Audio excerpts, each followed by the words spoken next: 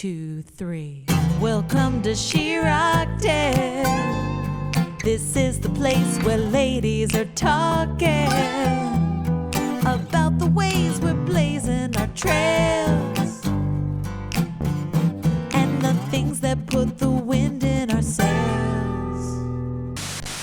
Hello and welcome to the She Rocked It podcast. I am your host, Karen Gross. I am here with two of my favorite women. We've got Rachel and Tami, the co-founders, co-creators of Rise Gatherings, which is an organization that I have admired for so long. And we finally came together at just the divine moment this past year.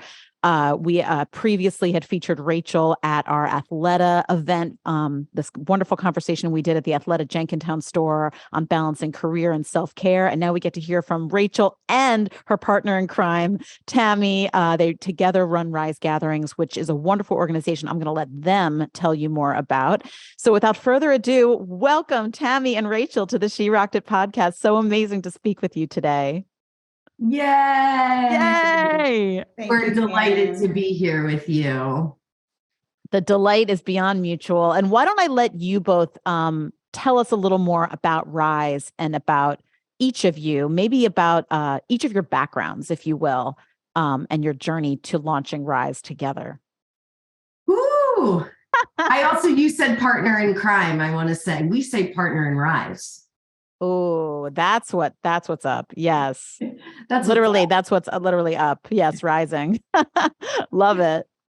Go ahead, Rach. All right. So Rise Gatherings, we are an organization that creates retreat experiences for women to reconnect with themselves, with nature, and with a diverse community of women. And the way we came to this, myself personally, I was going through a transitional time in my life, getting divorced. I had a young child. I was about 30, and I was in this place of really feeling into the who am I, as far as being like this representation for my daughter. Who am I? What is life about? What is my life for? I have all of this potential. How can I really use it? And I was in the fitness field for a while and was really driven by this idea of creating inspirational experiences for women and learning myself the value of being in community in order to kind of transform aspects of my own life.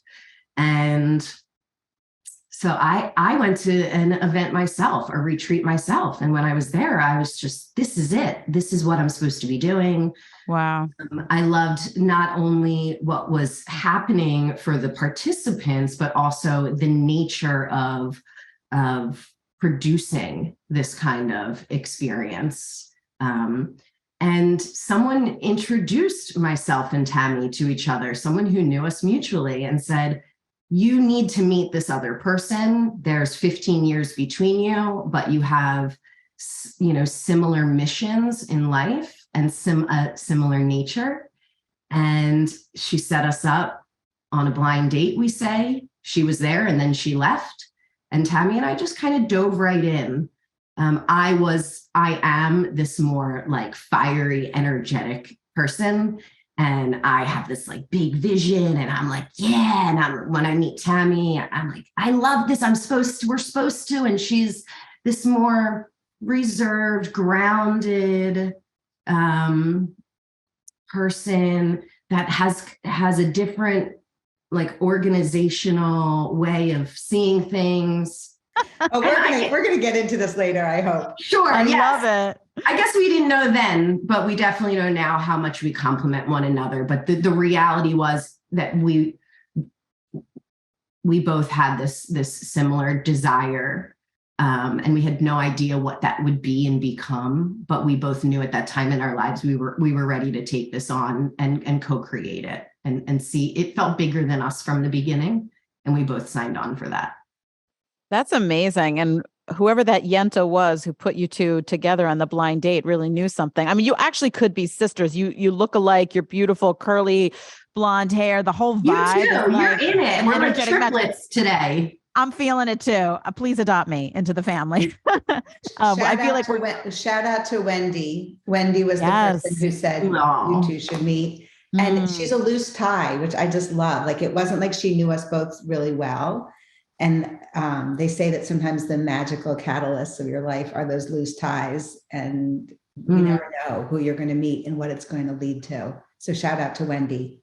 Thank you, Wendy. It really is so much about those connections and those folks who make the connections between women. So powerful. It's kind of like that unsung role that really should be talked about more. When women connect other women, it can lead to such fruitful things. So Tami, tell us about your journey a little bit. Well, I love listening. Rachel and I both love listening to each other talk about what we do. So we thank you, Rachel, for telling the story. I would add that Rachel and I both had a similar desire and vision, as Rachel said, to create the retreat we most wanted to go on, and also be in service to amplifying women's spirits and voices.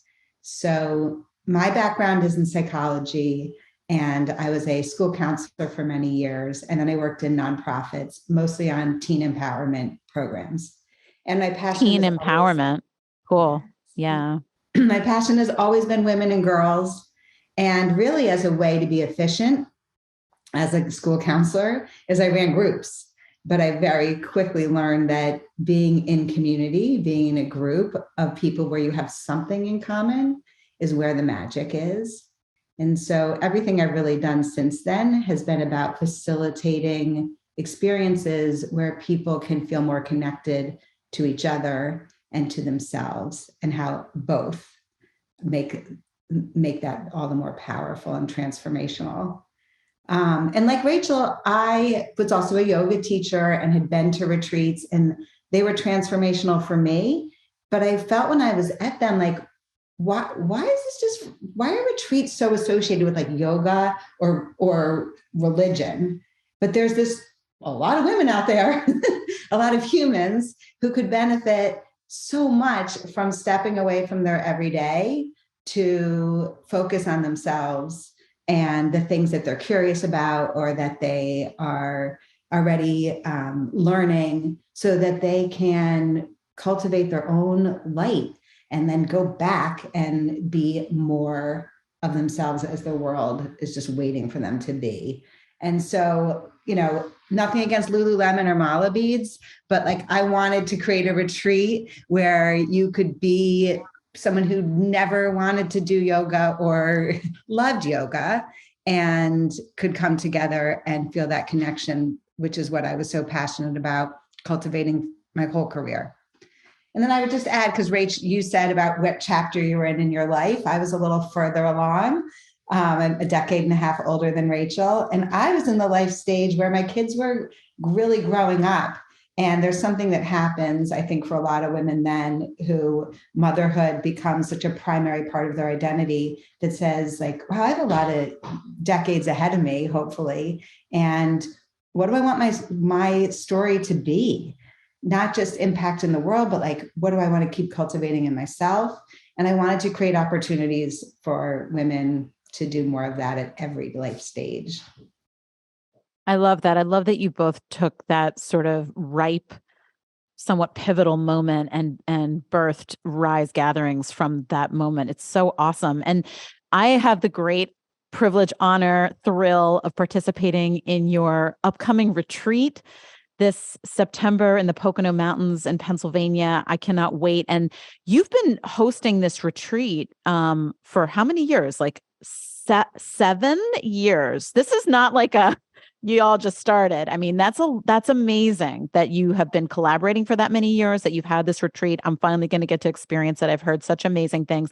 And to your point, Tami, there's such a diversity of opportunities there for women to dive into different aspects of themselves, whether it's something I'm hosting about, diving into your creativity and raising your voice and rocking the mic, to more things focused on, health and self-care and, our physical self. So tell us a little bit about this retreat and how it kind of brought your vision to life, let's say. You want me to go first this time, Rachel? I do. Okay. Kick it off, Tami. What Rachel and I started doing two things at once: hosting day retreats, which were small, intimate gatherings of about 15 women to come together for one day of connection and self-care. And these are primarily like in the Philadelphia area. I know you both are based outside of Philly, so primarily in that area. Yeah.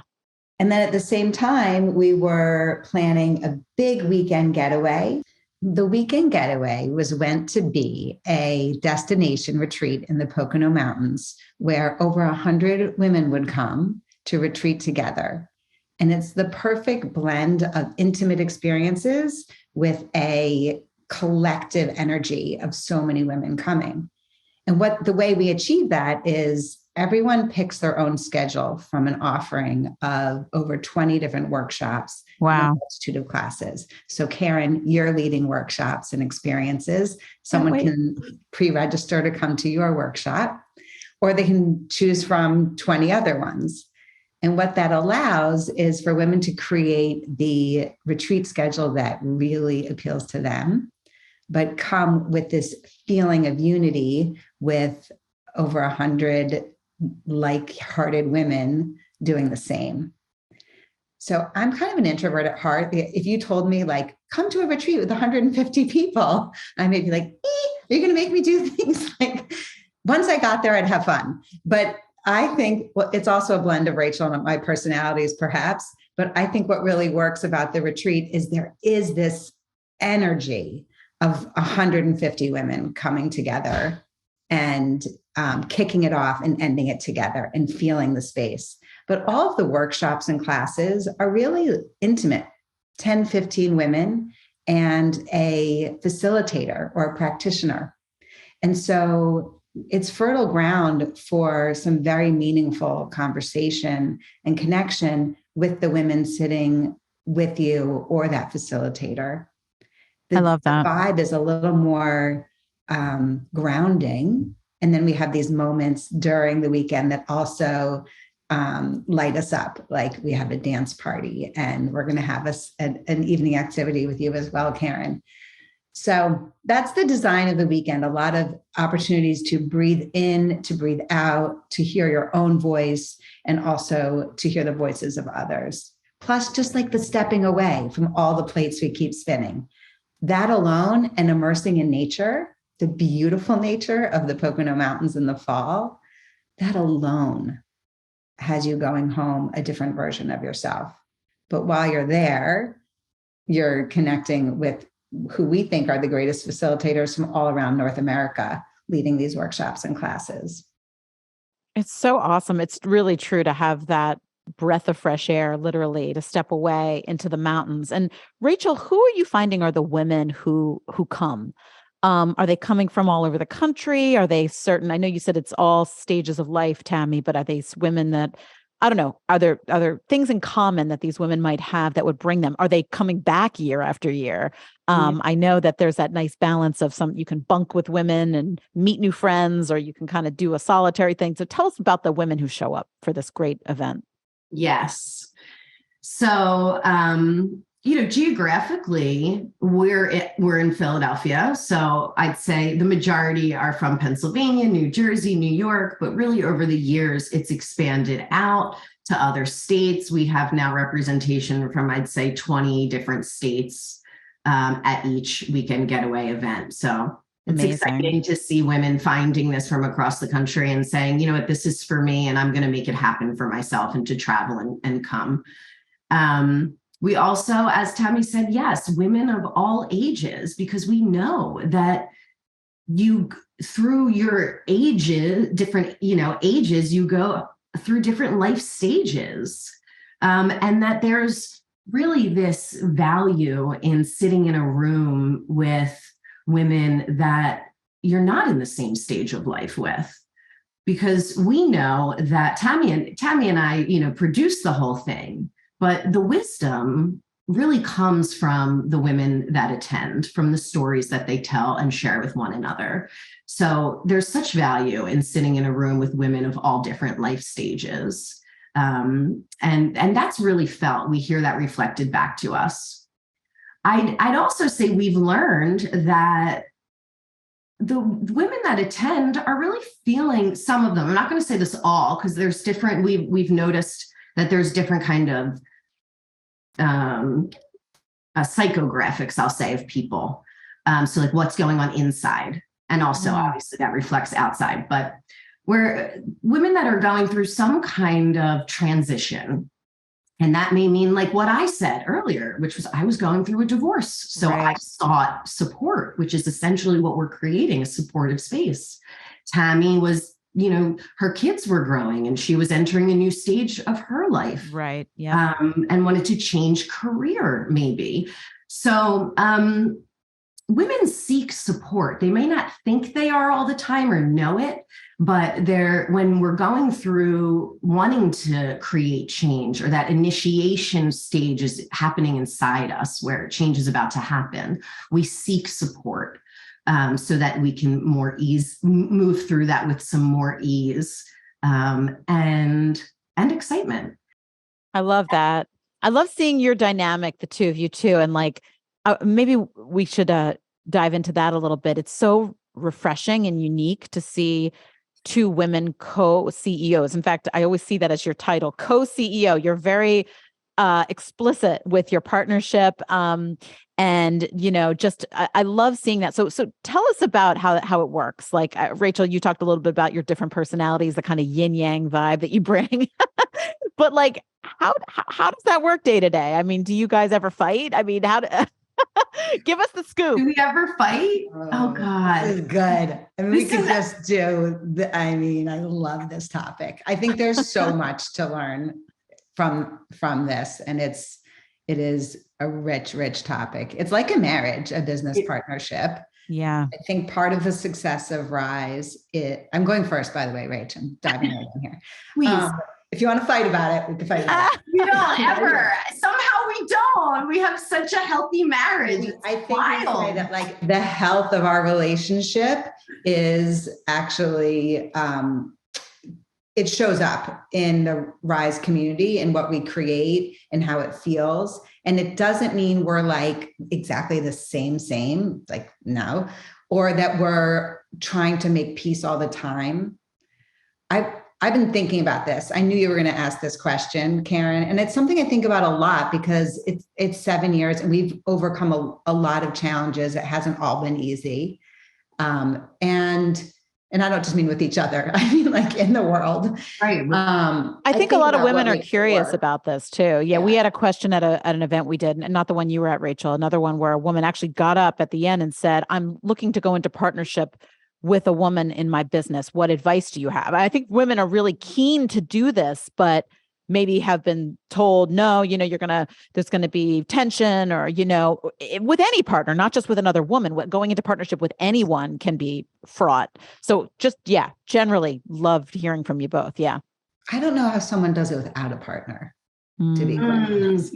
But I'm not done, Rachel. Yeah, you keep going. Right. Then you can talk because I love to hear you say. But what I want to say is that it is our differences that do make us stronger, that Rachel and I come at things from different perspectives, different backgrounds, different opinions. And Rachel says something, and then I can tell she genuinely wants to know how I'm going to like twist it and turn it around and then play it back. And I feel the same way. I'm always excited to hear what she has to say about our ideas. And then the other thing is it's not that we're always like making nice to each other. We can get kind of shticky. Like we can be kind of like, sometimes when I was first working with Rachel, my husband would walk through the room and be like, what side of you is that? Like there's a sisterliness where we kind of dish back at each other, which I see as brutal, loving honesty. Like I can say to Rachel what I'm really thinking because she knows that there's so much trust and respect.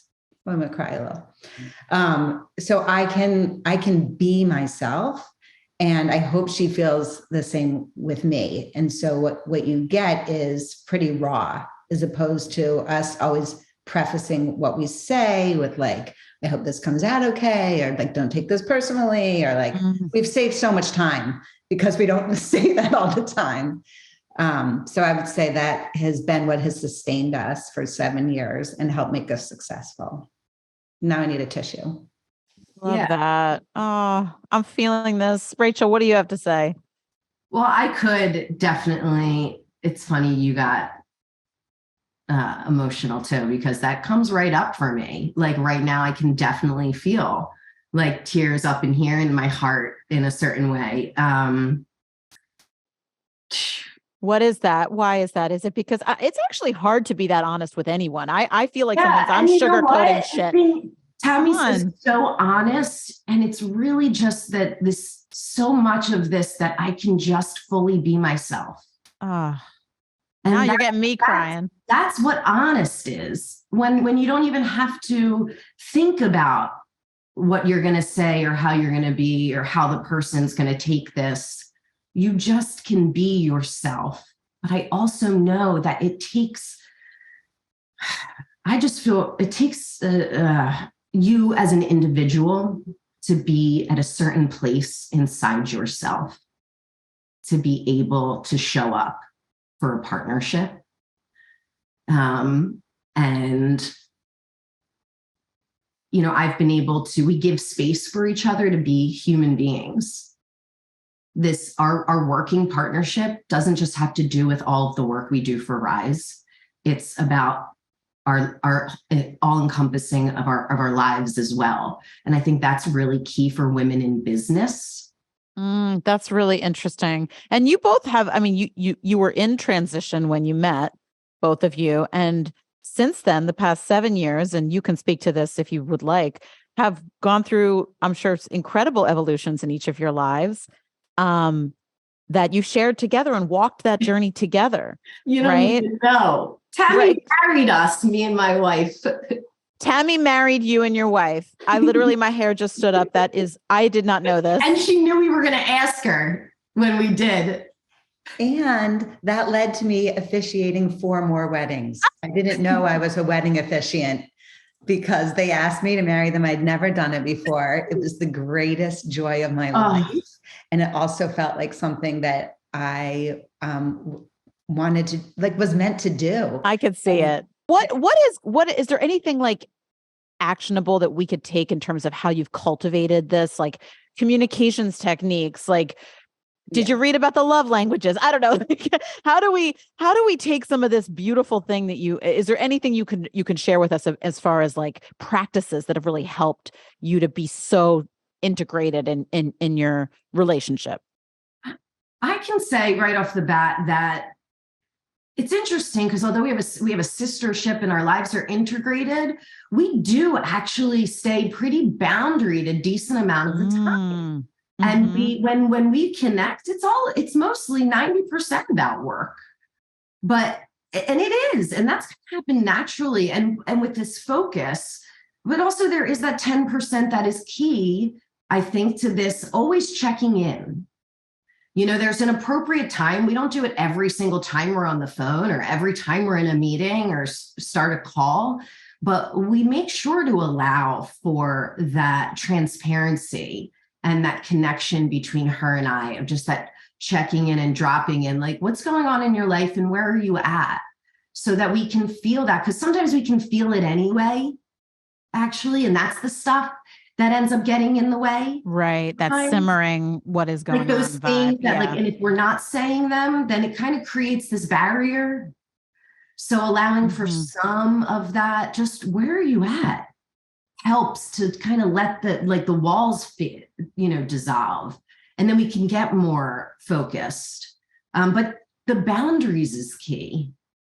I love it. And this is a big undertaking, what you've done with Rise. I mean, it's not easy to bring over 100 women into the mountains and coordinate how many facilitators, 20 some facilitators. I mean, it's like a lot. So when did you both have that realization, looking back, when did you have that realization that this was going to be you're going to dive into this big undertaking. And how did you get the courage to do this really full out?